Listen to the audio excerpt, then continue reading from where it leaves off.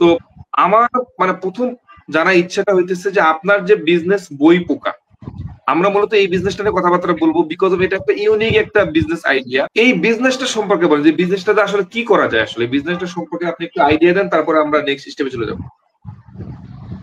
ধন্যবাদ স্যার আমাকে বলার সুযোগ করে দেওয়ার জন্য। আমি অনেক ছোটবেলা থেকে বই পড়তে অনেক ভালোবাসতাম আর কি, প্রচন্ড বই পড়তাম। যখনই সময় পেতাম তখনই বই পড়তাম আর কি। তো দেখা যেত বই আমি ওইভাবে ম্যানেজ করতে পারতাম না তখন। মফস্বল এলাকায় থেকে ওইভাবে দেখা যাচ্ছে যে বই কেনা সম্ভব হতো না, বা কারোর কাছ থেকে ধার নিয়ে পড়তাম। যে কোনো ভাবে ম্যানেজ করতাম। অনেক সময় পত্রিকায় অনেক গল্প উপন্যাস বা অনেক লেখালেখি হতো, সেগুলা কেটে রাখতাম, রেখে ওগুলা পরে পড়তাম আর কি। তো যেহেতু আমি ইউনিয়ন পর্যায়ে থাকতাম, তো উপজেলা লেভেলে গিয়েও ওই রকম বই কেনা সম্ভব ছিল না আর কি আমার পক্ষে, বা ওরকম বই পাওয়া যেত না, আর পাওয়া গেলেও কেনার সামর্থ্য ছিল না ওই সময় আর কি। তো সেই সময় থেকে আমার ইচ্ছা ছিল যে এটা নিয়ে যদি কিছু করা যায় আর কি। যে আমি কিভাবে হচ্ছে সবাই যাতে সহজে বই পড়তে পারে, বা দেখা যাচ্ছে অনেকেই প্রবাসে থাকে, তো তারা কিন্তু সব বই চাইলেও বাংলা বই ম্যানেজ করতে পারে না। তো এই বইটা বাংলাদেশ থেকে অর্ডার করে নিতে হলে তাদের অনেক টাকার প্রয়োজন হয়, বা সবসময় যেটা ম্যানেজ করতে পারে এরকমও না। তো আমি তাদের কথা চিন্তা করছি, তারপরে যারা বই কিনতে পারে না বা কেনার জন্য করতে পারে না, তো এদের কথাও আমি চিন্তা করছি। চিন্তা করে সবকিছু নিয়ে আমি প্রথমে যেটা চিন্তা করছিলাম সেটা হচ্ছে যে আমি নিজের একটা লাইব্রেরি করব, কিন্তু লাইব্রেরিটা হবে ডিজিটাল লাইব্রেরি, মানে ই বুক। নিজের জন্য করব ভাবে চিন্তা করছি, সবার জন্য করব এই চিন্তাটা প্রথমে আমার মাথায় আসে যখন থেকে আমি টেকনোলজি থেকে, মানে টেকনোলজির কাজ করা শুরু করছি। আমি নিজে একজন আইটি, সেটা আপনি অবশ্যই জানাচ্ছেন। তো আমি প্রচুর ইবুক কালেক্ট করতাম। তো এইভাবে ইবুক কালেক্ট করতে করতে আমার কাছে প্রায় 10,000 ইবুক ছিল। তো এই সময় আমি অনেক চিন্তা করছি যে, এই সময় আমি চিন্তা করেছি যে আমি একটা এখন একটা স্টোর করতে পারি, যে স্টোরের মধ্যে এই বইগুলো থাকবে, এবং আমি শুধু একা পড়বো কেন, সবাই পড়বে। এই চিন্তা ভাবনা করেই মূলত আমি একটা আইডিয়া করি যে আমার পেজের নাম বইপোকা.com। বইপোকা.com আমি সার্চ করে দেখি এই ডোমেইনটা খালি নেই। তো পরে চিন্তা করলাম যে তাহলে আমি তো বাংলাদেশেই থাকি, বিডি অ্যাড করলে কেমন হয়। বইপোকা বিডি.com এই ডোমেইনটা খালি ছিল, ওটা আমি পারচেজ করছি। আচ্ছা। তখন আমি একাই ছিলাম এটার সাথে আর কেউ সংযুক্ত ছিল না। মাসুম, এটা এরপর কত আমি সালে চিন্তা, ঘটনা এটা? এটা 2022 সালের। আচ্ছা ভাই। 22 সালে আমি ডোমেইনটা পারচেজ করি। তো তখন আমি চিন্তা করলাম এই সাইটটা করার জন্য অনেক টাকার প্রয়োজন আর কি, যেটা আমার পক্ষে একা দেওয়া সম্ভব না। তখন আমি আমার ফ্রেন্ড ছিল, তারপর আমার কলিগ ছিল, তাদের সাথে বিষয়টা শেয়ার করি, এবং তারাও আমার সাথে একমত হয় যে না, এটা করা যেতে পারে, অনেক ভালো একটা উদ্যোগ। এখান থেকে যদি আমরা কোনো প্রফিট নাও করতে পারি, তাহলে আমরা যেন হচ্ছে মানে মানব কল্যাণে কাজ করতে পারি, বা সবার জন্য বই উন্মুক্ত থাকে এরকম কোনো কাজ করতে পারি কিনা। এরপর আমি আমার অনেক জায়গায় খোঁজ করার পরে অনেক জায়গায় ডেভেলপের বিষয়ে কথা বলি। তো একটা জায়গায় আমি ডেভেলপ করতে দেই আর কি আমার ওয়েবসাইটটা। ওয়েবসাইট ডেভেলপ অনেকেই করতে পারে, কিন্তু আমি যেমন চাচ্ছি, মানে আমার যেরকম প্রয়োজন এরকম বুঝে ডেভেলপ করে দিতে পারে কিনা, এটা একটা বড় বিষয় স্যার। সেটা আপনি নিজেও ভালো জানেন আমার থেকে। তো সেখানে দেওয়ার পরে আমার ওয়েবসাইট আমার পছন্দ হয় না, মানে আমি যেমন চেয়েছি ওরকম হয় না। তো না হওয়ার পরে আমি অনেকভাবে চিন্তা করছি, অনেকভাবে চিন্তা করার পরে আমার মাথায় আসছে যে আনোয়ার স্যারের কথা, মানে আপনার কথাই বলছি স্যার। স্যারের আচ্ছা। থেকে যেহেতু আমি শিখছি, তো স্যার বোধহয় আমার কাজটা অনেক সুন্দর করে করে দিতে পারবে। তো এই সময় আমি স্যারের তখন বোধহয় W3 এ সলিউশন হয়ে ওঠেনি, বা হয়ে উঠছে এটা আমার স্মরণে নাই, আমি সেটা সঠিক বলতে পারছি না। তো আপনার সাথে দেখা করার পরে আমি আমার আইডিয়াটা আপনাকে খুলে বললাম, বা আমার সাথে আরো যে 5 জন আছে তাদেরকে নিয়ে গেছি আপনার সাথে দেখা করার। হ্যাঁ হ্যাঁ, তখন ছিল আপনার সাথে আসলে। বলার পরে সাইটটার দায়ভার, সমস্ত ভারটা আমি আপনার উপর তুলে দিলাম। তো আপনি যদি স্যার এই যে কথাগুলো বললাম এর ভিতরে কিছু বলতে চান, তাহলে আমি আহ, মানে বলতে পারেন, অথবা যদি বলেন যে আমি পরের যে আমাদের যে জার্নিটা ছিল সেই জার্নিটার বিষয়ে আমি এখন বলবো কিনা। ওকে, না ঠিক আছে, থ্যাংক ইউ। মানে আসলে আপনার বিষয়টা প্রথম থেকেই এটা শুরু, এমন না হুট করে আপনাকে মনে হয়েছে যে আপনি বই বিক্রি করবেন, ব্যাপারটা এরকম মনে হয় নাই। আপনার একটা ভালো লাগা ছিল, সেই জায়গা থেকে আপনার মনে হচ্ছিল যে আমি এমনিতে নিজে পড়ার জন্য একটা প্ল্যান করি, তারপরে মনে হলো যে না এটা একটা বিজনেসে মুভ করা যেতে পারে। তো এটা খুবই ইন্টারেস্টিং, জানি না, আমরা আরো ডিটেলসে জানবো। তার আগে আপনি একটু বলেন, আপনার নামটা খুব ইন্টারেস্টিং, কিন্তু বই পোকা, মানে এত সুন্দর একটা নাম, মানে এই নামের কনসেপ্টটা আপনি কই থেকে আসলো আসলে, একটু এটা তো বলতেন একটু। আচ্ছা, নামের কনসেপ্টটা স্যার, বই পোকা মানে আমি তো নিজেও একজন বই পোকা, মানে প্রচুর বই পড়তে ভালোবাসি, তাই না? তো যারা যেটা মানে খেতে ভালোবাসে, মনে করেন আপনি সন্দেশ খেতে ভালোবাসেন, তো বলবে যে আপনি সন্দেশ পোকা, তো ওরকম বই পোকা না, তো বই পোকা থেকেই আমি নামটা পেয়েছি। যে বই যারা পড়তে ভালোবাসে তাদেরকে তো বই পোকা বলা হয়, ওখান থেকেই মূলত নামটা আমি নিয়েছি আর কি। না, সেটাই মাসুম। আচ্ছা, নামটা আমার খুবই সুন্দর, মানে আপনাদের বিজনেসের সাথে নামটা একবারে ওতপ্রোতভাবে যায়, এবং মানে খুব মিনিংফুল একটা জিনিস, এবং এটা মানুষের মাথায় থাকবে, এবং খুব ইন্টারেস্টিং একটা নাম, এই জন্য জিজ্ঞেস করতেছিলাম আর কি।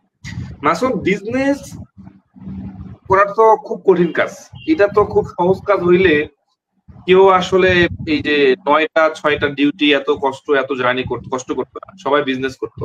বিজনেস করা কঠিন, কিন্তু প্রবলেমটা হচ্ছে যে বিজনেস করার জন্য যে সাহস দরকার হয়, যে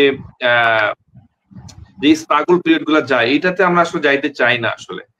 তো আপনি জব তো ভালোই করতেছেন, আমি আপনার অফিসে গেছিলাম, আপনি যে জবটা করেন এটা খুব ভালো একটা জব, সিকিউর একটা জব, এবং সেখানে মোটামুটি ফ্লেক্সিবিলিটি অনেক আছে। আপনার কাছে মনে হচ্ছে যে আপনি বিজনেসেও কেন আপনাকে আসতে হবে, মানে বিজনেসটা কেন চিন্তা করতেছেন? বিজনেস সবাই করতে পারে না, ধরেন আপনার অনেক টাকা আছে কিন্তু চাইলে আপনি বিজনেস করতে পারবেন না। আবার মনে করেন আমার কোনো টাকা পয়সা নাই কিন্তু আমি বিজনেস করতে পারবো। বিজনেসটা সম্পূর্ণ হচ্ছে একটা আলাদা রকম একটা চ্যালেঞ্জ, যেটা সবাই নিতে পারে না। হতে পারে এই বিজনেসে আপনি অনেক উপরে উঠতে পারেন, হতে পারে আপনি যেখানে আছেন তার থেকে আরো অনেক নিচেও চলে যেতে পারেন। তো এই যে রিস্ক নেওয়াটা, মানে বিজনেস করতে গেলে আপনি এটার ওয়ার্ল্ড ওয়াইড যদি পার্সেন্ট দেখেন তো সেই তুলনায় দেখবেন যে ম্যাক্সিমাম কিন্তু গেইন হয় এখান থেকে, হ্যাঁ। মানে এখান থেকে সফলতা অর্জন করতে পারে না এরকম খুব কমই আছে, কিন্তু এটা যে চ্যালেঞ্জ, এই চ্যালেঞ্জটা সবাই নিতে ভয় পায়। যেমন বই পোকা শুরুতে যখন আমি স্টার্ট করছি, যে চিন্তা ভাবনা করছি যে বই পোকা একটা ডোমেইনের হয়তো বা অল্প কিছু টাকা, বছরে 2,000 টাকা সামথিং বা কম বেশি, কিন্তু এটা একটা স্টোরেজ লাগবে যেটার জন্য হচ্ছে হিউজ একটা অ্যামাউন্ট লাগবে, যেটা আমরা হোস্টিং বলে থাকি আর কি। তো সব মিলায় এটার এসএসএল আছে, তারপরে আরো অন্যান্য পেমেন্ট গেটওয়ে আছে, আরো অন্যান্য অনেক সার্ভিস আছে, যেটা মিলে হিউজ একটা টাকার প্রয়োজন ছিল। তারপরে আমি আপনাকে বলছি যে এক জায়গায় ডেভেলপ করতে দিয়েছিলাম, হয়তো ওনারা আমার অনেক ভালো ডেভেলপ করে, বাট আমার মতো করে ওনারা করে দিতে পারে না। তো সেখানেও কিন্তু আমি শুরুতে একটা ধাক্কা খেয়েছিলাম। এই ধাক্কা খাওয়ার পরে কিন্তু আমি পিছিয়ে যাই নাই, আমি সেখান থেকে আরো ভালোভাবে সাহস অর্জন করছি যে না, আমি যদি এখান থেকে পিছিয়ে যাই বা আমি যদি এটা হাল ছেড়ে দেই তাহলে আমি এটা গেইন করতে পারবো না, আমাকে এখান থেকে আরো ভালো কিছু করতে হবে। তখন আমি এরপরে এরপরে আমি আরো ভালোভাবে চেষ্টা করছি, আমার টিমের সবার সাথে কথা বলছি, বলার পরে বলছি যে এরকম একটা সমস্যা হয়ে গেছে, তো আমি এটা মানে সম্ভব হচ্ছে না, মানে আমার পছন্দ হচ্ছে না আর কি, আমি আরো ভালোভাবে কিছু করতে চাচ্ছি। তো তাদেরকে অনেক ধন্যবাদ দিতে হবে যে আমার টিম মেম্বারদেরকে, তারা সবাই আমাকে সাহস দিচ্ছে যে হ্যাঁ, মানে একটা সমস্যা হয়েছে, হতে পারে, কোনো ব্যাপার না, আমরা আরো ভালো কিছু করবো, এবং আমরা হচ্ছে যা কিছু লাগুক আমরা এখান থেকে পিছাবো। তো বিশেষ করে এটার আমি একা হাল ধরছি, এটার সঠিক না, আমরা 6 জন সবাই একমত হয়ে আবার হাল ধরছি, এবং সেখান থেকে এটা আমরা ডেভেলপ করছি, ডেভেলপ করার পরে আমরা আজ এই পর্যায়ে এসেছি। এখন গুগলে যদি আপনি সার্চ করেন দেখবেন যে সবার আগে বই পোকার ওয়েবসাইট চলে আসে, মানে ইবুক রিলেটেড আপনি সার্চ করলে সবার আগে বই পোকা আসে। তো এই যে মানে সার্চ ইঞ্জিন অপটিমাইজেশনের পরে আমাদের যে প্রথম সাইটটাই প্রথম আসতেছে, এটা কিন্তু অনেক ভালো লাগার একটা বিষয়। আর আমরা যদি সেই সময় এই বিজনেস প্ল্যানটা বাদ দিয়ে দিতাম যে হচ্ছে আমরা লস করছি বা একটা সমস্যা হয়েছে এখানে বাদ, আমরা যদি ওই সাহসটা না করতাম তাহলে কিন্তু বই পোকার এত সুনাম বা বই পোকা একটা ভালো পর্যায়ে গেছে এই পর্যায়ে যেত না। তো যারা নতুন বিজনেস করতে চায় তাদের উদ্দেশ্যে আমার একটাই কথা বলা থাকবে যে আপনারা হাল ছাড়বেন না, বিজনেস করতে হলে অবশ্যই রিস্ক নিতে হবে। এবং আপনি আসলে যেটা এই জায়গাতে বললেন, আমার একটা পয়েন্ট, সেটা হইতেছে আপনি যেটা বললেন আপনার আসলে বই পড়তে খুব শখ ছিল, আপনার বই পড়তেন, আপনি বই কিনতে গিয়ে আপনার প্রবলেম হইতো, এটা আপনার একটা জার্নি ছিল, বই রিলেটেড একটা আপনার একটা পার্সোনাল একটা জার্নি ছিল। এখন কথা হইতেছে যে আপনি এত বিজনেস থাকতে আপনার বই বিজনেসটা কেন করলেন? এটা এটা আপনি একটু সংক্ষিপ্ত করে বলেন, তারপরে আমি একটা কোশ্চেন করবো। আচ্ছা স্যার, বিজনেস তো নানান রকম আছে। তো আমি এর আগে অনেক রকম আইডিয়া করছি। যেমন আমি এর আগে বিডি জবস এর মতো একটা সাইট মানে করতে চেয়েছিলাম, মানে এটা কল্পনা করছি যে এরকম কিছু করা যেতে পারে। তারপর আমি অনেকদিন যাবত পত্রিকায় জব করছি আর কি, মানে জুনিয়র এডিটর হিসাবে। সেখান থেকে আমি পত্রিকার বিজনেসও করতে চেয়েছিলাম। তো সবকিছু অনেক চিন্তা ভাবনা করছি। চিন্তা ভাবনা করার পরে মনে হয়েছে পত্রিকার বিজনেস করতে গেলে আমাকে 24/7 অ্যাক্টিভ থাকতে হবে, যেটা সার্ভিস মানে জব করার পাশাপাশি এত সময় দেওয়া আমার সম্ভব পক্ষে না। পসিবল না, কোনোভাবেই সম্ভব না। তারপরে বিডি জবস, আপনি দেখবেন যে বিডি জবস এর এখানে প্রথম আলো জবস, তারপরে jobs one, S A one jobs, এরকম অনেকগুলো সাইট কিন্তু মার্কেটে আসছে। কিন্তু কেউ মানে বিডি জবস এর সাথে মানে হচ্ছে কম্পিটিশনে এগিয়ে থাকতে পারে না। তারা অনেক চেষ্টা করছে, বিডি জবসই আছে। তখন সেই ক্ষেত্রে দেখলাম যে বিডি জবস এর মতো যদি একটা সাইট আমাকে করতে হয়, তাদের থেকে আরো ভালো কিছু করতে হবে। তো এত পরিশ্রম বা এত সময় বা হিউজ পরিমাণে অ্যামাউন্ট ইনভেস্ট করা আমার পক্ষে কোনোভাবেই পসিবল ছিল না। এরপরে আমি চিন্তা করছি যে কি কি এমন বিজনেস করা যায় যে বিজনেস করলে আমার টাকা হয়তো বা অল্প লাগবে, কিন্তু আমি এটা থেকে মানব কল্যাণে কাজ করতে পারবো। আমার বিজনেসটা মাথায় ছিল না, মাথায় ছিল যে মানব কল্যাণে কিভাবে কাজ করতে পারবো, বা যদি এখান রাইট। থেকে বিজনেস হয় সেটা হতেও পারে, না হতে পারে। আমি কোনোদিনও চিন্তা করিনি যে এটা আমাকে বিজনেস হিসেবেই নিতে হবে আর কি। কিন্তু একটা সময় গিয়ে দেখলাম যে এটা আসলে বিজনেসের পর্যায়ে চলে গেছে আর কি। মানে এটা সবাই আগ্রহ নিয়ে আহ, মানে বিজনেসকে দাঁড় করিয়ে দিয়েছে আর কি। এক্স্যাক্টলি। মাসুম, আমার এই জায়গাটাতে আসলে পয়েন্ট, আসলে আমি আসলে ধরলাম আমার পাশে বাসার একজন কেউ বিজনেস করতেছে, যে বিজনেসটাতে প্রচুর টাকা ইনকাম করতেছে। এখন আমি তার দেখা দেখি আমি হুট করে ওই সেম বিজনেসটা করলাম। এইটা একটা বিষয়। আরেকটা হইতেছে যে না, আমার আসলে ইনকাম ঠিক আছে, হয়তো হতে পারে বা না হতে পারে, কিন্তু আমার একটা প্যাশন কাজ করে ওই জায়গাটা। যেমন আপনার ক্ষেত্রে হইতেছে আপনি নিজেই বই পড়তে পছন্দ করতেন, আপনি বই কিনতে আপনি স্ট্রাগল করছেন, আপনার কাছে মনে হচ্ছে যে না, এই জায়গাতে একটা ঘাটতি আছে, সো এই জায়গাতে কিছু একটা করা যেতে পারে। তো দুইটার মধ্যে কিন্তু পার্থক্য আছে। আমরা কিন্তু হুট করে একটা ডিসিশন নিয়ে বিজনেস করলে সেটা কতটুকু সফল হবে, যেটাতে আমার পছন্দ না, ভালো লাগে না, শুধু টাকা ইনকাম হবে, এই চিন্তা নিয়ে বা এই মেন্টালিটিটা নিয়েই আমি ওই বিজনেসটা করতেছি। এখন ওই বিজনেসে আমি কতদিন সার্ভাইভ করতে পারবো? কারণ বিজনেস মানে তো আপনার একটা নির্দিষ্ট সময় পর সার্ভাইভ করতে হয়, স্ট্রাগল করতে হয়। তো আপনি যেটাতে আপনার কাজ করতে নিজে স্বাচ্ছন্দ্য বোধ করেন না বা ভালো লাগে না, তো ওইরকম একটা বিজনেসে কি আপনি স্ট্রাগল বেশি দিন করতে পারবেন? আর যদি আপনি একই জিনিস যেটা আপনার ভালো লাগে করতে, যেটা আপনি মানে আপনি প্রবলেম ফেস করছেন বা আপনি কোন একটা প্রবলেমের সলভ করার জন্য করতেছেন, তাহলে দেখবেন সেটার প্রতি একটা আলাদা ব্যাপার স্যাপার থাকে। সো ওই স্ট্রাগল পিরিয়ডটা তখন স্ট্রাগল মনে হবে না। সো আমার মনে হয় যে এই জায়গাটাতে সবারই চিন্তা করা উচিত। হুট করে শুধু প্রফিট দেখেই একটা বিজনেসে নামা, এটা আসলে আহ, আমার মনে হয় যে একটু বোকামো কাজ। সো এটা চিন্তা ভাবনা করে উচিত। আমার কোশ্চেনটা আরেকটা জায়গায় মাসুম, সেটা হচ্ছে আপনার বিজনেস হচ্ছে বই নিয়ে। এখন আমরা যতদূর জানি যে বই শুধু আমরা জানি যে ওই 1 বছর পর বই মেলা, ওখানে কিছু বই বিক্রি হয়। আসলেই কি এটা মার্কেট আছে, মার্কেটের ডিমান্ড আছে, এই বিজনেসটা কেমন? আমি আপনাদের যখন ক্লাস নিতাম মাসুম, আমি আপনাকে একবার বলছিলাম যে আমার একটা এরকম প্ল্যান ছিল যে পুরান বই নিয়ে একটা কাজ করার জন্য। যে আমার এলাকার দিকে যাদের বাসায় হয়তো ক্লাস 8-এ পড়ছে, 9-এ পড়ছে, ইন্টারমিডিয়েট পড়ছে, তাদের প্রত্যেকের বাসায় কিছু না কিছু বই আছে, তো সে বইগুলো সেল সেল করতে পারে। এই প্ল্যানটা আমারও অনেক মাথায় ঘুরপাক খাচ্ছিল অনেক আগে থেকেই। কিন্তু আপনি তো অবশ্যই একটা প্ল্যানিং করেই করছেন। আপনার কাছে এই এতদিনের এই বিজনেসে আপনার জার্নিতে কি মনে হয়েছে যে এটাতে কোনো মার্কেট এখনো কি আছে ওইরকম? মানে মানুষজন কি বই আসলেই কিনতে চায়? তাছাড়া আবার এটা পিডিএফ মানুষ কিনবে, এরকম আপনার কাছে কি মনে হয়েছে? আপনার এই এক্সপিরিয়েন্সটা একটু বলেন। ধন্যবাদ স্যার আপনাকে। আমি আপনার দুইটা বিষয়, প্রথম বিষয়টা নিয়ে বলি প্রথমে। সেটা হুম। হচ্ছে বিজনেস। ধরেন আমি একটা বিজনেস সম্পর্কে কিছুই জানি না, আমি গাড়ির বিজনেস করব এখন। তো গাড়ির সম্পর্কে আমার কোনো ধারণা নাই, বা আমি গাড়ি নিয়ে কখনো কোনো বিজনেস করি না, আমার অনেক টাকা আছে। তো আমি হঠাৎ করে বিজনেসে নেমে গেলাম, আমি কিন্তু এটাতে কখনোই সফলতা অর্জন করতে পারবো না। Right, right. দুইটা জিনিস মাথায় রাখতে হবে আমাকে বিজনেস করতে হলে। প্রথমত, আমার যেটা ভালো লাগা কাজ করে সেটা নিয়ে বিজনেস করলে আমি অনেক দূর আগাতে পারবো। তার থেকে বড় বিষয় যেটা হচ্ছে, আপনি যে বিষয়ের উপরে বিজনেস করতে চাচ্ছেন বা যেটা নিয়ে বিজনেস করতে চাচ্ছেন সেটা নিয়ে আপনি আগে এটার উপর কিছুদিন গবেষণা করেন। প্রয়োজন হলে আপনি যারা এই রিলেটেড ব্যবসা করে তাদের সাথে থাকেন, দেখেন, বুঝেন, বুঝে শুনে তারপরে যদি মনে হয় যে না এটাতে আপনি সার্ভাইভ করতে পারবেন বা এখান থেকে আপনি উন্নতি করতে পারবেন, তাহলে তখন আপনাকে ওই বিজনেসে নামা উচিত। এবং আপনি হঠাৎ করে মানে মনে হলো একটা বিজনেসে নামবো, এইভাবে নামা উচিত না। এইভাবে রাইট, নামলে আপনার সফলতা আসবে না। আমার রাইট, যেটুকু মনে হয়েছে আমার থেকে আর কি। রাইট। এবার আসি না, আমি আমার। হ্যাঁ, জি, জি স্যার বলুন। জি বলেন, আপনি বলেন, কন্টিনিউ করেন। জি, এবার বই পোকার বিষয়ে বলছেন, বই পিডিএফ বই, আচ্ছা। হ্যাঁ, তো না, আমার কোশ্চেনটা ছিল যে আপনার এই আমরা তো যতদূর জানি যে আপনার শুধু ওই বইগুলো বিক্রি হয় বই মেলাতে, হ্যাঁ, তাছাড়া এমনিতে বই বিক্রি হয় খুব কম। বা এটা কি আসলে বড় মার্কেট না ছোট মার্কেট, এখানে আসলে আপনাদের এই সার্ভিসটা ডিমান্ড আছে কিনা, এইটা আপনাদের মার্কেট অ্যানালাইসিস কেমনে করছিলেন আর কি, যেটা আদৌ এটা ডিমান্ড আছে কিনা বাংলাদেশে?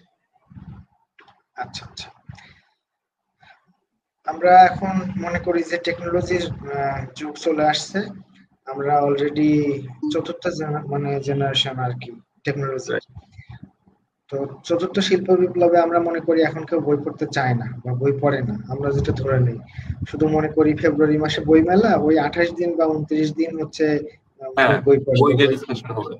বিষয়টা আসলে এমন না স্যার। বাংলাদেশে হয়তো বা কত পার্সেন্ট আমি বলতে পারবো না, কিন্তু অনেক মানুষই আছে। প্রতি 10 জনে হয়তো বা আপনি 5 জন পাবেন যারা হচ্ছে বই পড়তে ভালোবাসে এবং তারা বই কিনে এবং বই পড়ে। অনেকে আছে হয়তো বা এখন দেখবেন না নীলক্ষেতে যে আগের মতো বই কিনতেছে বা বইমেলায় যে দেখবেন না যে ওরকম সবাই ঘুরতেছে ফিরতেছে কিন্তু বই কিনতেছে না। বিষয়টা ওরকম না, এখন সবাই ইবুক পড়তে ভালোবাসে, কারণ ইবুক ফ্রি পাওয়া যায়। ইবুক হচ্ছে টাকা দিয়ে কিনতে হয় না। আপনি যেটা বললেন যে আমি ইবুকের বিজনেস কেন করতেছি, এটা তো মানুষ মানে ওইভাবে কি বই পড়ে বা হচ্ছে বই কিনে? তো দুইটা বিষয় আসতেছি। প্রথম বিষয় হচ্ছে এখন ম্যাক্সিমাম মানুষজন হচ্ছে ইবুক বই পড়তে ভালোবাসে। তো ইবুক আমাদের বাংলাদেশে ওরকম মানে একেবারে পারফেক্ট ওয়েবসাইট যেমনটা আমাদের আছে বই পোকা, এরকম নয়। বিভিন্ন বই দেখবেন যে হচ্ছে জলছাপ দেওয়া আছে, ভিতরে নাম লেখা আছে, তারপর অনেক রকম সমস্যা আছে। কিন্তু আমাদের বই পোকার বইয়ে দেখবেন যে প্রত্যেকটা বই ক্লিয়ার, কোনো রকম কোনো নাম লেখা নাই, জলছাপ নাই, কোনো ঝামেলা নাই এবং নিট অ্যান্ড ক্লিন। তো এখন টাকা দিয়ে অনেকে এই বই কিনতে চাইবে না, এটাই স্বাভাবিক। আবার যে কেউ কিনে না এমন না, তবে কিনে অনেক কম, কিন্তু ফ্রি পড়তে সবাই বেশি ভালোবাসে। তো আমি আমার সাইটে সব অপশনই রাখছি। এগুলা ফ্রি পড়তে পারবে আবার পারচেস করতেও পারবে। যদি বলেন যে ফ্রি পড়তে পারবে পারচেস করতে পারবে, এটা আবার কেমন কথা? মানে ফ্রি পড়তে পারবে হচ্ছে পুরাতন যে বইগুলো আছে। একটা বই যখন 40 বছর হয়ে যায় তখন কিন্তু ওই বইয়ের কোনো হচ্ছে মালিক থাকে না বা স্বত্বাধিকার থাকে না, মানে বইয়ের হচ্ছে নিয়ম অনুযায়ী। তো এরপরে আপনি ওই বইটা ইবুক হিসাবে ব্যবহার করেন বা আপনি নিজের কোনো প্রতিষ্ঠান থেকে আবার নতুন করে ছাপিয়ে প্রকাশ করেন, সেটা আপনার বিষয়। তো এটা চিন্তা ভাবনা করে আমি বইয়ের দুইটা পার্ট করছি। একটা পার্ট হচ্ছে যেগুলো পুরাতন বই আছে এগুলো সব ফ্রি করা আছে। এখন ফ্রি থেকে আমার কিভাবে হচ্ছে বিজনেসটা হয়, ফ্রি থেকে আমার গুগল অ্যাডসেন্স অ্যাড করা আছে, যেখান থেকে আমাকে গুগল পেমেন্ট করে। ওই সাইটে যতবার ভিজিট করে ওখানে কিন্তু অতগুলাই অ্যাড শো করে। তো ওই অ্যাড থেকে আমি গুগল থেকে পার্সেন্ট পাই। এবং নতুন যে বইগুলো আছে, ধরেন আপনি একটা বই লিখছেন, লিখে আমার ওয়েবসাইটে এটা হচ্ছে পাবলিশ করছেন, এই বইটা আমি ফ্রি দেই না, এই বইটা পেইড করে রাখি, কিছু অংশ ফ্রি পড়তে পারেন। তো এইটা আপনাকে পারচেস করতে হলে মানে পড়তে হলে অবশ্যই পারচেস করতে হবে। তো এটা আমি একটা হচ্ছে আহ সমীকরণ করে দেখছি যে হচ্ছে এই বইগুলা কিনে কিনা। তো ম্যাক্সিমাম বইগুলা কিনে হচ্ছে বাইরের দেশ থেকে, যেমন হচ্ছে Canada, USA, England, Australia, India, এইসব জায়গা থেকে পারচেস করে, যেখানে এই বইগুলা আর কি হার্ড কপি কেনা সম্ভব না। তবে বাংলাদেশের মানুষ এগুলো কমই কিনে, কিন্তু অন্যান্য দেশে এগুলা অনেক সেল। রাইট, এটা খুব ভালো একটা পয়েন্ট বলছেন। মানে এটা আসলে আপনি যদি এভাবে চিন্তা কেউ না করে, তাহলে এটা আসলে আসলে বিজনেস করতে গেলে আপনাকে সুদূর প্রসারী চিন্তা করতে হবে, গভীরভাবে চিন্তা করতে হবে। আপনি বইপোকা.bd.com বানাই ফেলছেন বাংলাদেশের জন্য, কিন্তু আপনার টার্গেটেড অডিয়েন্স কারা, টার্গেটেড কাস্টমার কারা? দেশের বাইরে কত বাঙালি থাকে, তারা তো আর চাইলেই বই হার্ড কপি কিনতে পারতেছে না। তাদের তো না, অনেকেই বই পড়ার অভ্যাস আছে, তার তো বই দরকার, কিন্তু তারা বই পাইতেছে না কেনার জন্য। তো তাদের জন্য তো খুব দরকার। এটা ছাড়া বাংলাদেশের মধ্যে যেটা ধরে নেন, আমি রিসেন্টলি রেগুলার গাজীপুর যাচ্ছি, গাড়িতে করে। এখন আমার পক্ষে যদি আমার বই পড়তে ইচ্ছে করে, বা এই যে 1.5 ঘন্টা 2 ঘন্টা একটা জার্নি, আবার আসার সময় 2 ঘন্টা জার্নি, এই জার্নিতে আমি কি করতে পারি? একটা যদি বই পড়ার ইচ্ছেও হয়, আমার পক্ষে কি বই ক্যারি করা সম্ভব? আমি কি করতে পারি? আমি অনলাইনে ঢুকলাম, আমি একটা পিডিএফ আমি একটা পারচেজ করলাম, এবং অ্যামাউন্ট গুলা কিন্তু খুবই কম। যে একটা বইয়ের অ্যামাউন্ট তো পিডিএফ গুলা খুব বেশি থাকে না, সো পারচেজ করা আমার জন্য ইজি, পড়াটা আমার জন্য খুব ইজি হয়ে যায়। তো এটা কিন্তু আসলে বিজনেসে আপনি এভাবে চিন্তা করলে এটা আসলে খুব ভালো একটা ইফেক্টিভ বিজনেস হতে পারে। মাসুম, আমি এই পর্যায়ে আমার যেটা কথা হইতে মানে আমার যেটা কোশ্চেন সেটা হচ্ছে যে আপনি তো, আমি জানি আপনি পার্সোনালি একটা জব করতেছেন, পাশাপাশি বিজনেস। এখন আমাদের মধ্যে অনেকেই কিন্তু একটা নির্দিষ্ট সময় পর্যন্ত জব করার পরে তারা পরে চিন্তা করে কিছু একটা করা দরকার, কোনো না কোনো একটা জব বিজনেস করবে এরকম প্ল্যান করতেছে। কি বিজনেস করবে সেটা তারা জানে না, ফাইন্ড আউট করতে পারতেছে না, জাস্ট প্ল্যান করতেছে বিজনেস করবে। এখন এই যে আপনার বিজনেস এবং জব দুটো আপনি ব্যালেন্স করে চালু করতে, তো এইটা কিভাবে করা পসিবল? না আমি একবারে জব টপ ছেড়ে দিয়ে আমি একবারে বিজনেসে নেমে পড়লাম, আমার আসলে কোনটা কিভাবে করা উচিত আসলে একটু যদি বলতেন। ধন্যবাদ স্যার।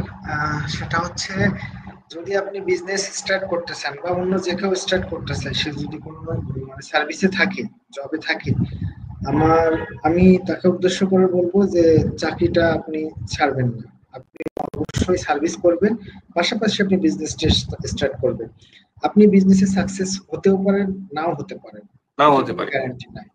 তো আপনি দেখা যাচ্ছে যদি সার্ভিস বাদ দিয়ে দেখা যাচ্ছে 2-3 বছর এই বিজনেসের প্রতি সময় দিয়েছেন এবং আপনি বিজনেসে ভালো কিছু করতে পারেন না, তখন আবার এদিকে আপনি 3 বছর আপনার সিভিতে লিখতে পারতেছেন না যে আপনি বিজনেসের পিছিয়ে সময় দিয়েছেন। তো এখান রাইট। থেকে তখন কিন্তু মার্কেট ভ্যালু আপনার অনেক কমে যাবে, আপনাকে জবে অ্যাপ্লাই করলেও আপনার কিন্তু ওইভাবে ডাকবে না বা ওইভাবে আপনাকে মূল্যায়ন করবে না। আপনি এদিক থেকে মানসিক ভাবেও ভেঙে পড়বেন, কারণ আপনার এদিকে জব নাই, আবার হচ্ছে এদিকে আপনার বিজনেসটা ওইভাবে ডেভেলপ করতে পারে না। ডেভেলপ করলে তো ভালো, ডেভেলপ না করলে তখন আপনি দুইটা ব্যালেন্স করতে পারবেন না, তখন আপনার মাঝামাঝি থাকতে হবে। আপনি জবও করতে পারবেন না, বিজনেস হচ্ছে না, তখন আপনি মানসিক ভাবে ভেঙে পড়বেন বা হচ্ছে অনেক রকম সমস্যা হতে পারে। তো সেই দৃষ্টি দিয়ে আপনার সার্ভিসের পাশাপাশি আমার মনে হয় জবের পাশাপাশি আপনার বিজনেস করাটা ভালো হবে। এবং যদি আপনার বিজনেস ওইভাবে মানে দাঁড়িয়ে যায় বা ভালো জায়গায় যায়, সেই সময় জব ছাড়াটা আমার মনে হয় ঠিক হবে। রাইট। মাসুম, আপনি প্রথমের দিকে আপনি বলতেছিলেন যে আপনি আরো কয়েকটা বিজনেস করছেন। আমাদের ক্ষেত্রে যেটা হয় মাসুম, সেটা হচ্ছে যে আমি একটা বিজনেস প্ল্যান করলাম, তো আমি সেটাতে যদি সাকসেস হইতে না পারি আমি আর কখনো বিজনেস করার চিন্তাই করি না। আমি কিছু টাকা হয়তো লস খাইছি, তো আমি আর ভাই আমার দ্বারা বিজনেস সম্ভব না, আমি আর করবো না, আমার দ্বারা হবে না, আমি লস খাইছি। এখন এটা কি করা সম্ভব যে আমার একটা দুইটা বিজনেস ট্রাই করেই কি আমার হতাশ হওয়া উচিত, না আসলে আমি সেদিন একজন বলতেছি একটা থিওরিতে যে আপনাকে 10টা বিজনেস ট্রাই করতে হবে, তারপরে একটা সাকসেস হওয়ার সম্ভাবনা থাকে। তো 10টা আপনি না কইরে একটা দুইটা কইরেই আপনি হতাশ হওয়া উচিত, না ট্রাই করা উচিত মাসুম? এই প্রসঙ্গে আমি আর একটু অ্যাড করতে চাই, চাকরি করে কিন্তু কখনো ধনী হওয়া সম্ভব না স্যার। গতকালকের ঠিক একটা কথা বলছেন। প্রতিবেদন দেখলাম, পত্রিকায় দিয়েছে আর কি, পড়ছিলাম, আমি সঠিকটা বলতে পারতেছি না, তবে পৃথিবীর মানে ধনীদের মধ্যে 80% বিজনেসম্যান, রাইট। এরপরে হচ্ছে 5% আছে হচ্ছে সেলিব্রিটি, সঙ্গীত শিল্পী, তারপরে ছোট পর্দার অভিনেতা, শিল্পী, বড় হ্যাঁ। পর্দার অভিনেতা, এরপরে বাকি 5% আছে হচ্ছে খেলোয়াড়, যারা খেলাধুলা করে। আর এই টোটাল মিলে আপনার 100%-এর ভিতরে 1%ও কিন্তু চাকরি করে যে কেউ ধনী হয়েছে এরকম কিন্তু কোনো রেকর্ড রেকর্ড নেই, নাই। পায় না। তো আপনি একটাই বিজনেস স্টার্ট করছেন এবং এই একটা থেকে আপনি সফলতা অর্জন করবেন এবং এটা দিয়ে আপনার সবকিছু হবে, এমন কিন্তু কথা না। আপনাকে অনেক কিছুই করতে হবে। আপনি অনেকভাবেই হচ্ছে বিজনেস শুরু করতে গিয়ে আপনি ধাক্কা খেতে পারেন, পড়ে যেতে পারেন, কিন্তু এমন না যে না আমি ধাক্কা খেয়েছি এরপরে আমার এই বিজনেস করা উচিত হবে না, আমাকে দিয়ে হবে না। আপনার কথা হচ্ছে লেগে থাকতে হবে। আপনি কেএফসির দিকে তাকান, কেএফসি এর মালিক কতবার মুরগি নিয়ে গেছিল তার কাছে, মানে সে যে এই মুরগিটা নেওয়ার জন্য কত জায়গায় ঘুরছে, কতবার গেছে, তো তারপরে এতবার রিজেক্ট করার পরে তার কত বছর বয়সে এসে সে এটা হচ্ছে সফলতা অর্জন করছে। তো বিজনেস রাইট। করতে হলে আপনাকে লেগে থাকতে হবে, হাল ছেড়ে দিলে হবে না। এখান থেকে 5টা বিজনেস করলে হয়তো বা 4টা সাকসেস হবে না, একটা সাকসেস হবে। তো আমার মনে হয় একটা বিজনেসকে কেন্দ্র না করে 4-5টা নিয়ে পড়ে থাকা ভালো, যে কোনো একটা ভ্যালু আসবে না। রাইট একটা রাইট। দৃষ্টিকোণ। এটা সেই রিস্কটা আমার মনে হয় আপনি জব করতে করতে করলেই সেটা ভালো। আপনি যদি ইউনিভার্সিটি থাকা অবস্থায় দুই একটা রান করতে পারেন, আসলে ওই সময় হারানো কিছু থাকে না। আপনি ইউনিভার্সিটি একটা স্টুডেন্ট, তখন যদি আপনি ছোট ছোট অনলাইন বিজনেস কিছু দুই একটা করে লস খান, ওখান থেকে আপনার শিখাটা অনেক হবে, এবং সেই জায়গা থেকে আপনি লস খাইলে ওখান থেকে কিন্তু আপনি উত্তোলন হইতে পারবেন। কিন্তু আপনি এমন সময় বিজনেস করতেছেন, ধরে নেন মাসুম কেউ একজন ব্যক্তি 40 বছর হয়ে গেছে, সে এই সময় আইসে সে এখন বিজনেস করবে, এখন এই সময় আইসে তার পুরা সেভিংস দিয়ে বিজনেস করলো, পুরাটা লস করলো, পরের বার সে আবার ট্রাই করবে কিভাবে? তো বিজনেসটা করাই উচিত আমার কাছে মনে হয় যে আপনি একটু মানে প্রথমে দিক দিয়ে শুরু করলে কিছু প্রবলেম হতে পারে, লস খাইতে পারে, বাট এগুলো থেকে শিক্ষা নিয়ে পরবর্তীতে বিজনেস করলে সহজ হবে। মাসুম আমার আর একটা কোশ্চিন আছে এই জায়গাতে, সেটা হচ্ছে যে আপনি তো অনেকদিন যাবো জব করতেছেন, আমি অনেকদিন জব করতেছি, আমরা প্রাইভেট জব করি, সরকারি জব না। তো আমাদের ক্ষেত্রে কি হইতেছে, খুব ভালো একটা স্যালারি পাচ্ছি, দিন ভালো যাচ্ছে, আমি কোনো চিন্তা করতেছি না, মোটামুটি সামান্য কিছু সেভিংস, হয়তো ঢাকায় যারা থাকে খুব বেশি সেভিংস করতে পারে না, ধরলাম খুব বেশি সামান্য টুকটাক সেভিংস হচ্ছে। তো এইভাবে দিন যাচ্ছে, বয়সও বাড়তেছে, দিনও যাচ্ছে, কিন্তু জব করতেছে আমরা প্রাইভেট। তো যখন আমাদের জবের বয়স 15 বছর 20 বছর হয়ে যাচ্ছে, আমাদের বয়সও বাড়তেছে, ওই সময়ে বিভিন্ন টেকনোলজি আসতেছে, নতুন নতুন জিনিসপত্র হচ্ছে, প্রাইভেট কোম্পানি গুলো হয়তো আপনাকে স্যাক করে দিল, ওই সময় আসলে কি করবে একটা ওই বয়সের একটা, হ্যাঁ, সে যদি নিজেকে প্রতিনিয়ত আপডেট না করে তাহলে কি সে জবে কন্টিনিউ করতে পারবে? মানে পরের লাইফ গুলোতে কি করবে আসলে, তার জন্য কি করণীয় আসলে এখন দেশে কিভাবে প্রিপারেশন নেবে? স্যার এখন হচ্ছে আর্টিফিশিয়াল ইন্টেলিজেন্সের হচ্ছে যুগ বা জামানা। আপনি আজকে যেটা শিখবেন কালকে সেটা আপনার কাজে লাগতেও পারে, নাও পারে, কোনো ঠিক নাই। এমনকি আপনি 1 ঘন্টা পরে এখন যেটা শিখলেন 1 ঘন্টা পরে ওটা আপনার কাজে লাগতেও পারে, নাও পারে। তো মার্কেট এখন হচ্ছে অনেক চ্যালেঞ্জিং, বিশেষ করে আমাদের এআই আসার পরে, আর্টিফিশিয়াল ইন্টেলিজেন্স আসার পরে আমাদের জব সেক্টরে অনেক এমপ্লয়ি ছাঁটাই হচ্ছে বা অনেক রকম সমস্যা হচ্ছে। এখন মার্কেটে একটা জব মানে একটা পজিশন ধরে রাখতে হলে আপনাকে অনেক স্ট্রাগল করতে হবে এবং প্রতিনিয়ত আপনাকে আপডেট করতে হবে। তো আপডেট রাইট করার পাশাপাশি দেখা যেতে পারে আপনাকে, আপনি যদি নিজেকে আপডেট না করতে পারেন তো আপনার ওই 15 বছর বা 10 বছর কোম্পানি অপেক্ষা করবে না, এর মধ্যে আপনাকে বাদ দিয়ে দিতে পারে। বা আপনাকে ধরে রাইট নিলাম আপনার কোয়ালিটি আছে, নিজেকে আপডেট করছেন বা হচ্ছে আপনি প্রতিনিয়ত স্ট্রাগল করতেছেন, আপনাকে 15-20 বছর বাদ দিয়ে দিতে পারে। তো এরপর আপনি কি করবেন? তো এইটার জন্য আপনাকে খুব ভালো সময়, যেটা আপনার সঠিক সময়, যে সময় হচ্ছে আপনি সবকিছু করতে পারবেন নাকি, একটা বয়সের পরে মানুষ বেশি চাপ নিতে পারে না বা এত হচ্ছে রিস্ক নিতে পারবে না, এত কিছু করতে পারবে না। তো যে বয়সটা আপনার সবকিছু মেনটেন করা সম্ভব, ওই সময় আপনার সিদ্ধান্ত নিয়ে যে কোনো একটা বিজনেসের সাথে যুক্ত হওয়া উচিত। হতে পারে সেই বিজনেসের অ্যামাউন্টটা অনেক ছোট বা অনেক বড়, এবং আপনি যদি ভয় পান যে না আমি এটা একা করতে পারতেছি না, বা আমার যে সেভিংসটা থাকে আমার সংসার চালানোর পরে বা সংসারের খরচের পরে, তো এটা দিয়ে হচ্ছে না, তাহলে আপনি সাথে আরো মানে কয়েকজনকে নেন। যেমন ফেসবুকের প্রতিষ্ঠাতা, সে কিন্তু একা ফেসবুক প্রতিষ্ঠা করে নাই, বা মাইক্রোসফটের প্রতিষ্ঠাতা কিন্তু একা বিল গেটস না। তো এইভাবে কোনো কিছু করতে হলে আপনি যখন একা পারবেন না, তখন আপনার ফ্রেন্ড সার্কেল বা কলিগ বা আপনার পরিচিত কাউকে সাথে নেওয়া উচিত। তবে আপনাকে আপনার সময় থাকা অবস্থায় যে কোনো একটা বিজনেসে বা যে কোনো কিছুর সাথে সংযুক্ত হওয়া আমার মনে হয় যে ভালো। না হলে এমন সময় আসবে যে সময় দেখবেন যে আপনার 15 বছর বা 20 বছর পরে আপনার প্রাইভেট কোম্পানি থেকে আপনার চাকরিটা চলে গেল, বা হচ্ছে আপনাকে তারা রাখলো না, কিন্তু আপনার ওই অফিসে কোনো প্রভিডেন্ট ফান্ড ছিল না বা রাইট গ্র্যাচুইটি ছিল না বা অন্য কোনো কিছু ছিল না। তখন আপনি কি করতেছেন, আপনার কিন্তু জমানো কোনো টাকা অল্প কিছু ছিল, সেটা অল্প কিছু দিনে শেষ হয়ে যাবে। তখন আপনি মেন্টালি মানে প্রেসারে পড়বেন, আপনি কিন্তু চাইলেও তখন ভালো থাকতে পারবেন না। আপনি আপনি আমি দেখেন মনে করেন যে আমি এখন চাকরি ছেড়ে দিলাম, ছেড়ে দেওয়ার পরে আমি বিজনেস করতেছি। তো বিজনেস যদি ভালো হয় তখন আমি ব্যস্ত হয়ে যাব, কিন্তু বিজনেস যদি ভালোভাবে আমি না করতে পারি তো সেই ক্ষেত্রে কি করব, যে আমি কিন্তু হতাশ হয়ে যাব, আমি কিন্তু রাইট ভালোভাবে কিছু করতে পারবো না। এখানে নানান সমস্যা হতে পারে।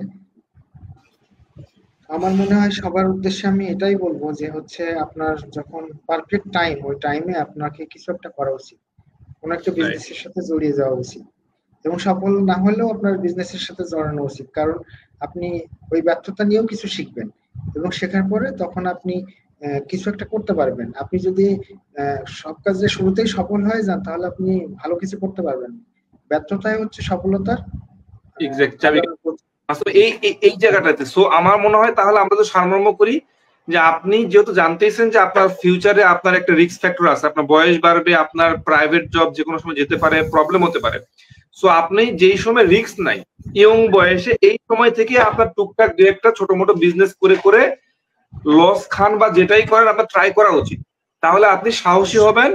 ওখান থেকে কোনো একটা যদি আপনার বিজনেস ক্লিক করে তাহলে আপনি ফিউচারে ভালো কিছু করতে পারবেন। সো আপনি চিন্তা করতেছেন না এখন আপনার জব ভালো যাচ্ছে, আপনি করে যাচ্ছেন, 40 বছর পর গিয়ে আপনি নতুন একটা বিজনেস শুরু করবেন সকল সেভিংস দিয়ে।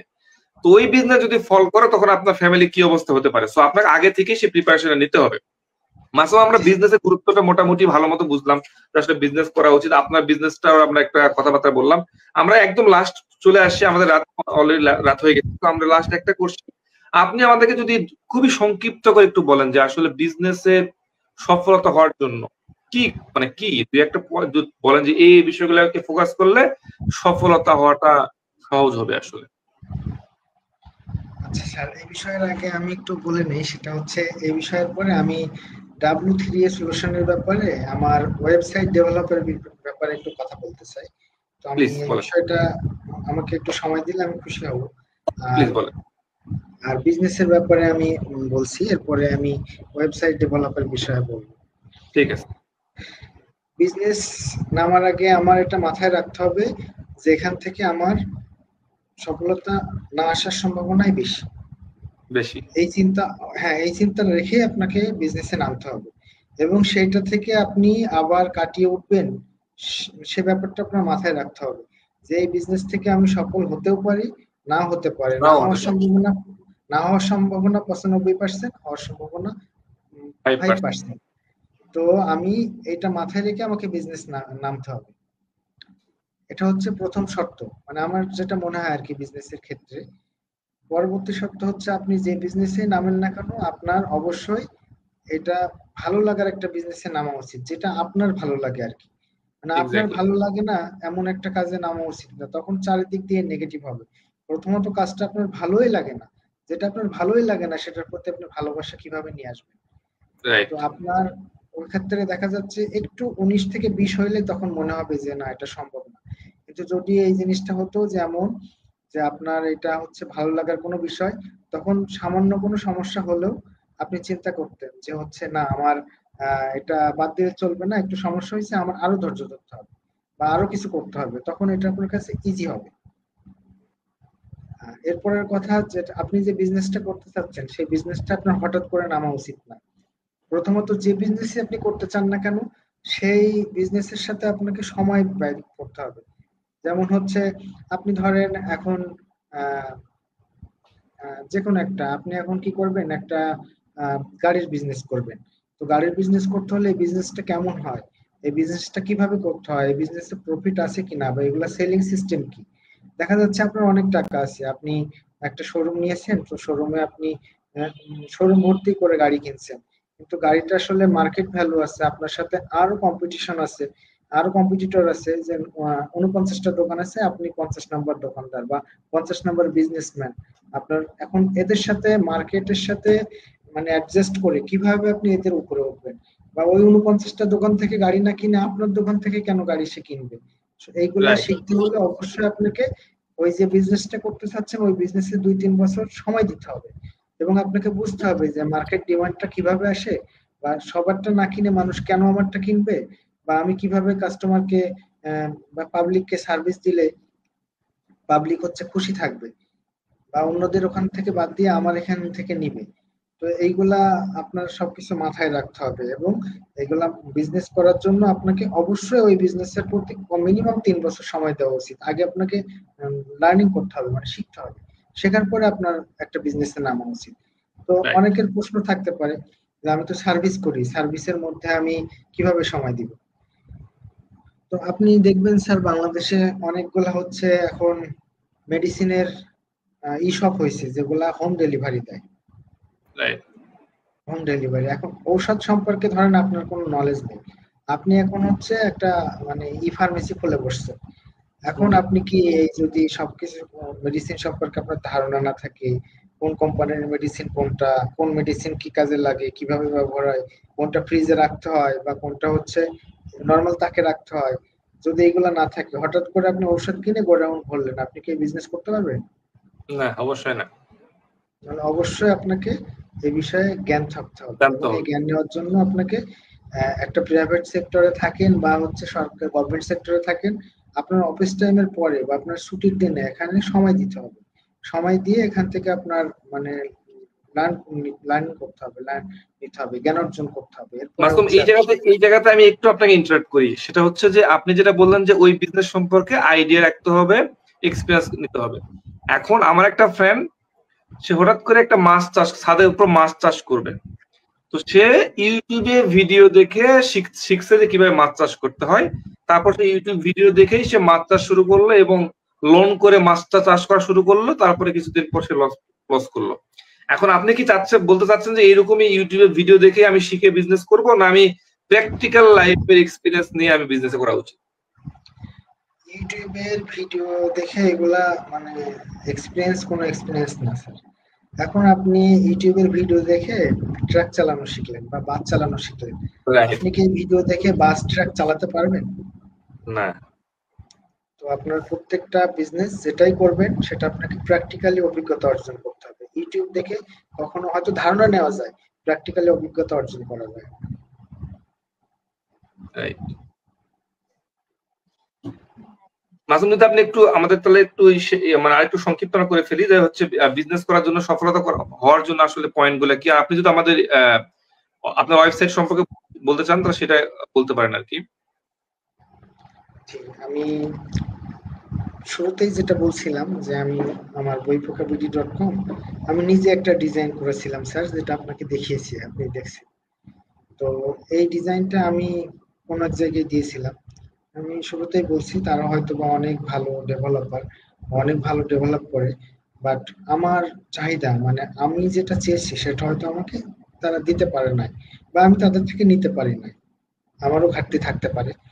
তো সেই ক্ষেত্রে আমি যখন দেখলাম যে এখান থেকে কোনোভাবে আমার মনের মতো হচ্ছে না, তখন আমি তাদেরকে পেমেন্ট করলাম বা পেমেন্ট করে তাদেরকে বললাম যেটা হচ্ছে না আমাকে হ্যান্ড ওভার করার জন্য। তো হ্যান্ড ওভার করলো, করার পরে আমার অনেক চিন্তা করছি, এটা নিয়ে আমি প্রায় 15 থেকে 20 দিন সময় নিয়েছি। আমি হঠাৎ করে কোনো ডিসিশন নেই না, আমি একটু চিন্তা করি। তো এই বিষয়ে আমি আমার ওয়াইফের সাথে কথা বলছি, আমার ফ্রেন্ড সার্কেলের সাথে কথা বলছি, আমার অফিসের কলিগের সাথে কথা বলছি, বা আমার যে পার্টনার আছে বাকি 5 জন তাদের সাথেও কথা বলছি। এবং তাদের কথা হচ্ছে তারা আমার সাথে আছে, কিন্তু ডিসিশনটা আমাকেই নিতে হবে। রাইট। যেটাই করি সেটা আমাকেই নিতে হবে, তারা আমার সাথে সবসময় আছে। তো আমি অনেক চিন্তা ভাবনা করে আমার মনে হলো, তারাও আমাকে অনেক সাজেস্ট করছে, মানে আমি যখন বললাম যে আমি পারছি না, বিপদে পড়ছি, আপনারা আমাকে হেল্প করেন, তারা অনেক ডেভেলপার আমাকে সাজেস্ট করছে। কিন্তু পরে আমার মনে হলো না, কোনো ডেভেলপারই আমার কাজ করতে পারবে না, আমি অনেক মানে খুঁতখুঁতে আর কি, আমার মন মতো না হলে সে কাজ আমি মানে করতে পারি না, সম্ভব হয় না। তখন আমার মাথায় আসলো আপনার কথা। তো আপনার কথা মাথায় আসার পরে আপনার সাথে মিটিং করলাম, করার পর আমি আমার আইডিয়াটা দিলাম যে আমার আইডিয়াটা এরকম হতে পারে, এবং এই আইডিয়াটা এখানেই শেষ নয়, এটা আরো বৃহৎ পরিসরে হবে, এবং পরবর্তীতে আরো অনেক কিছু আমি বাড়াবো এখানে আর কি। তো সেইভাবে আপনার সাথে কথা বললাম। এরপরে আপনার যে টিম, আমি অনেক বড় বড় ওয়েব ডেভেলপার কোম্পানির সাথে কাজ করছি আমার চাকরির সুবাদে, যারা একটা ওয়েবসাইট ডেভেলপ করার জন্য 4 কোটি টাকাও চার্জ করে, 4 লাখ না, 4 কোটি টাকাও চার্জ করে। এরকম অনেক বড় বড় ডেভেলপার কোম্পানির সাথে কাজ করছি আমার অফিসের সুবাদে আর কি। আমি একাধারে ন্যাশনাল, মাল্টি ন্যাশনাল এবং এনজিও সেক্টরে চাকরি করছি, অনেক জায়গায় জব করছি। তো সব মিলায় আপনার টিমকে যখন আপনি কাজটা দিয়েছেন আমি অনেক ভয় পাচ্ছিলাম যে আমার কাজ কি এভাবে করতে পারবে। আমি হবে কিনা। স্যারকে বললাম, আমি স্যারকে বললাম যে স্যার ডেভেলপটা আপনি নিজে করবেন, অথচ স্যার তার টিমকে দিছে। তো আমার বিশ্বাস হয় নাই যে আমার এই কাজ শেষ করতে পারবে। আমার মনে হচ্ছিল যে আমি আবারও মনে হয় জলে পড়ে গেছি, মানে প্রথমে তো ভুল করছি, আবারও মনে হয় পড়ে গেছি, এই বিশ্বাসটা আমি অর্জন করতে পারি নাই। তো রাইট। এরপরে যখন কাজ শুরু করলো আপনার টিম, আমি কি বলবো স্যার, আমার মতো একটা অস্থির মানে পাবলিককে, মানে অস্থির, আমি কিন্তু অনেক অস্থির, আমাকে সহ্য করে ধৈর্য নিয়ে এবং আমার চাহিদার থেকে আরো 1000 গুণ বেশি মানে আমার কাজ পারফেক্ট করে দেওয়ার জন্য আপনার টিমের কাছে আমি সত্যি কৃতজ্ঞ। এবং আমার কাজ আমি যেটুকু বলছি, যখনই বলছি এত কুইক সার্ভিস, মানে এত কম সময়ে আমার প্রবলেম সলভ করা, এবং যখনই আমি রাত 2টার সময় নক দিয়েছি তখনই রেসপন্স করা, এরকম আসলে আমি কোথাও পাই নাই। এবং বিশেষ করে তনয় ভাইয়ের সাথে তো আমার বেশি কথা হয়েছে। তো হুম হুম তনয় ভাই আসলে অনেক মানে ভালো একজন মানুষ, আপনার টিমের সবাই অনেক ভালো, বাট তনয় ভাইয়ের সাথে তো আমার বেশি কাজ করছি। তার অনেক ধৈর্য এবং সে সে অনেক লাইফে অনেক সে অনেক জীবনে ধৈর্য। অনেক ভালো কিছু করতে পারবে। আমার বিশ্বাস সে বাংলাদেশের একজন বড় ডেভেলপার, মানে টপ 10 ডেভেলপারের মধ্যে সে একজন থাকবে আর কি। এরপরে রাইট। আমার ওয়েবসাইটটা আমি যখন ডেভেলপ মাঝপথে আসছে, আমি অনেককেই দিলাম, দেওয়ার পরে বলছে এরকম ওয়েবসাইট বাংলাদেশে না পুরো ওয়ার্ল্ডের মধ্যেও একটা পাওয়া যাবে না, কারণ এটা কপি করা না, এই ডিজাইনটা ইউনিক ডিজাইন করা, আমার মাথা ডিজাইন থেকে রাইট, সব বাইর করা। ইউনিক ডিজাইন, তো হ্যাঁ। কেউ এই ওয়েবসাইটের একটা ভুলও হচ্ছে ধরতে পারে না যে এখানে এই সমস্যাটা আছে বা এইটা হয় না বা এই অসুবিধা। তো আপনারা যেভাবে হেল্প করছেন আমাকে আর যেভাবে আপনারা সার্ভিস দিয়েছেন, তা আমার মনে হয় শুধু তনয় ভাই না, আপনি সহ W3A সলিউশন বাংলাদেশের টপ 5 কোম্পানির মধ্যে একদিন একটা হবে। ইনশাল্লাহ এবং ইনশাল্লাহ। সেই দিকে W3A সলিউশন আগাচ্ছে। তো আমি আপনাদের সাথে কাজ করতেছি এবং আরো কাজ করব। তবে আপনাদের সার্ভিসের ব্যাপারে আমি সবাইকে সাজেস্ট করি, এবং আপনাদের এই সেবার মান যেন, হয়তোবা এরপরে হয় কি, যখন একটা কোম্পানি পপুলার হয়ে যায় তখন তাদের সার্ভিস কিন্তু খারাপ হয়। যেমন একটা রাইট। ডাক্তার মনে করেন যে হচ্ছে একটা ডাক্তার অনেক পপুলার হয়ে গেছে, তখন তার সার্ভিস অনেক খারাপ হয়। তো আমার মনে হয় যে এই সার্ভিসটা ধরে রাখাটাই জরুরি। হয়তো চার্জ বেশি হতে পারে, চার্জ বেশি হওয়াটা ইস্যু না, ইস্যুটা হচ্ছে সার্ভিস ধরে রাখাটা। Service right. ডাক্তার ডাক্তার 300 রোগী না দেখে 30 জন রোগী দেখুন, ওই 300 রাইট। রোগীর চার্জটা 30 জনের উপর ভাগ করে দিক, কিন্তু সার্ভিসটা যেন ঠিক থাকে। আমরা ডক্টর দেখাতে ইন্ডিয়ায় যাই, কেন ইন্ডিয়ায় যাই? ইন্ডিয়ান ডক্টররা অনেক মানে ওনারা কিন্তু যে অনেক ভালো তা কিন্তু না। ডাক্তার ইন্ডিয়ান কলকাতার অনেক ডাক্তার বাংলাদেশ থেকেই পড়াশোনা করে যায়, তারা ওখানে যে পপুলার হয় আমাদের দেশ থেকে পড়াশোনা করে, আমাদের দেশে কেন হয় না? আমাদের দেশের ডক্টররা সময় দেয় না রোগীকে, তারা কি করে এক্স্যাক্টলি। 5 সেকেন্ডের মধ্যে কিভাবে রোগীকে বিদায় করা যায় এটা চিন্তা ভাবনা। ইন্ডিয়ান ডক্টরের সমস্যাটা কি, সে একটা রোগীর পিছনে যদি আধা ঘন্টা সময় দেয়, 25 মিনিট সে তার কথাগুলো শুনে যে কি কি সমস্যা, শোনার পরে তারপরে সে টেস্ট দিবে বা ওষুধ দিবে, এই কাজটা করে, যেটা বাংলাদেশের ডক্টররা করে না। এটাই, রাইট। তাছাড়া আমাদের দেশেও বিশ্বমানের ডক্টর আছে, আমাদের দেশে রাইট। অনেক ভালো ভালো ডক্টর আছে, কিন্তু তারা রোগীকে কিভাবে গাইড করতে হবে এটা বোঝে না। তারা 300 রোগী দেখার হচ্ছে কনসেপ্ট নিয়ে চেয়ারে বসে, বাট তাকে 30টা রোগী যদি সে দেখতো এবং ওই চার্জটা যদি ওইভাবে সে ভাগ করে দিত, চার্জটা ম্যাটার না, ম্যাটারটা হচ্ছে সার্ভিসটা। তা W3A রাইট। সলিউশনের উপর আমার একটাই চাওয়ার থাকবে যে আপনারা অনেক বড় হবেন এবং অনেক ভালো জায়গায় যাবেন, বাট আপনাদের পাবলিক যে সার্ভিসটা আছে বা কোম্পানির যে সার্ভিস গুলো আপনারা দেন, এই সার্ভিসটা যেন ঠিক থাকে স্যার। রাইট। ইনশাল্লাহ ইনশাল্লাহ। না মাসুম, আপনি যেটা বলছেন আসলেই ব্যাপারটা এটা হইতেছে, স্বাধীনতা অর্জন করতে রক্ষা করা কঠিন। তো এই সার্ভিসটাই হলো মূল। আমাদের টেকনোলজিতে সমস্যা তো এটাই হয় যে আপনার রাত 12টার দিকে একটা প্রবলেম হয়ে যাচ্ছে, ভোরে একটা প্রবলেম হয়, তো তাৎক্ষণিক রেজাল্ট পাওয়াটা খুব দরকার, মানে প্রবলেম সলভ করা দরকার। তো ওই জায়গাটাতে সাপোর্টটা ইমিডিয়েটলি না পাইলে আসলে ঝামেলাটা হয়। সো আমরা আপনার প্রতি গ্রেটফুল বিকজ অফ এরকম একটা প্রজেক্টে আমরাও মনে করেন যে কন্ট্রিবিউট করতে পারছি। আমরা নিজেরা পরিচয় দিই যে এই প্রজেক্টে আমরা কাজ করছি, এখানে অনেক ভিজিটর এখন আসতেছে আমরা জানি। তো এইরকম একটা প্রজেক্টে কাজ করতে পেরে আমাদেরও ভালো লাগছে মাসুম। তো মাসুম, আমাদের হাতে একেবারে সময় নাই, যদি আপনি সংক্ষিপ্ত করে বিজনেসের সফলতার জন্য 2টা পয়েন্ট আপনি কিছু মেনশন করেন, আমরা লাইভটা শেষ করে দেব। বিজনেসের সফলতার বিষয়ে আমি একটু আগেই বলছি এবং আবারও বলছি, প্রথমত আপনাকে যে বিজনেসটা করবেন এই বিজনেসের জন্য আপনি সফলতা অর্জন করতে পারবেন না 90%, এটা মাথায় রেখে নামতে হবে। ওকে, 1 নাম্বার, হ্যাঁ বুঝতে পারছি, দ্বিতীয় এটা ধাপ আমাকে হচ্ছে দ্বিতীয় ধাপ হচ্ছে আপনাকে ধৈর্য ধারণ করতে হবে, পরিশ্রম করতে হবে এবং ধৈর্য ধারণ করতে হবে। এবং তৃতীয় ধাপ হচ্ছে আপনি যে বিজনেসটা করবেন মিনিমাম সেই বিজনেসটা করার আগে আপনাকে 3 বছর এই বিজনেসের উপর একটা অভিজ্ঞতা অর্জন করতে হবে।